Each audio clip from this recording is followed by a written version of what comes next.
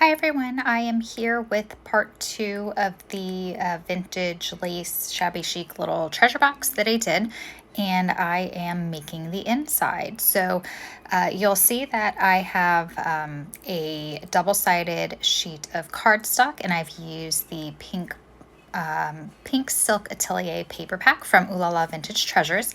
I've printed it double-sided, and what I'm doing is I'm cutting out some templates because I am going to make some little boxes that go inside the box. So it looks like a little candy box, but meant to hold some different lace treasures. So in order to make the template, and you'll see me do this template twice, I went ahead and I measured the inside space that I wanted to have the box, keeping in mind that, you know, obviously I need the length and the width of the box. I want to put two of them next to each other. And I also want the walls of the box to be about 1 inch high, which is about what the the height of the actual box. A little bit less because I want to make sure there's a bit of space depending on what I put in the little boxes. So I made a template, and I'm going to talk about an easier way to do this too. Sometimes I have ways that I like to do things, and even though I know there's a quicker way, it's just a comfort go-to that I do it a certain way. So I just used the cardboard from like a soda package or something to trace.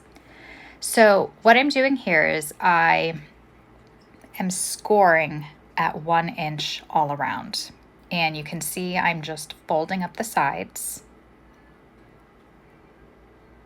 And all you have to do once those sides are folded, you make a couple of cuts. So actually there's 4 cuts total, 2 on one side, 2 on the other. And you'll be able to fold up your box and assemble it. So I just use whatever tape that I have. I happen to have a tape runner there. I do love to use the score tape, but for speed and ease, I'm just using the tape runner for this video. And it does hold pretty well. So I'm assembling this box. I'm not too worried about the outside. If you're concerned that you can see some of the edges of the paper on the outside, you could always cover it with another paper all the way around. But I am not too worried about that. So I have 2 that fit right next to each other. My goal is to make 4 of those little ones. And then I want to make a longer one, which I'm going to show you in just a moment. So here I am showing you how I make the template. If you want to make a template, again, like I said, you just measure the length and the width. The space that I'm trying to occupy is a 6x2 space. So the first thing I do is draw a 6x2 rectangle on a just random piece of cardstock. And like I said, this is just packaging from one of those probiotic sodas. My daughter loves those. She's obsessed with soda. She's not allowed to have soda, so we compromise and she can have some of the probiotic soda as a treat. So I make the 6x2 rectangle, and then I'm allowing 1 inch all the way around. As you see me cutting out this template, I'm going to tell you, you can easily just do these measurements. Like, for example, if I wrote down on a sheet of paper 6x2 rectangle, and I know I need to allow 1 inch around on all sides, 6 plus 1 inch plus 1 inch would be 8. Then 2 plus 1 inch plus 1 inch would be 4. So I could just make an 8x4 rectangle, and I would save myself the step of making that template. And I may do that on future projects.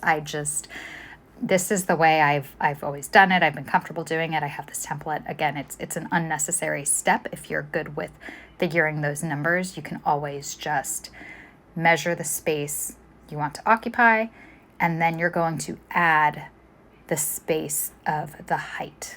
So this gets a little trickier if you want to do, like if you have a smaller height to work with and you only want 3/4 of an inch tall, then you'd be adding, your 3/4 plus 3/4 plus whatever your length is, and so on and so forth. So I hope that makes sense. It's making sense in my mind, but as the words are coming out, anyway, the template is definitely a way to go. So again, I cut out the rectangle, which ends up being like an 8x4 rectangle, and I'm scoring at 1 inch all the way around, and I am folding up all the sides. And after I've folded up all the sides, we make those 4 cuts, 2 on either side, so that you'll be able to fold around and and make your little box.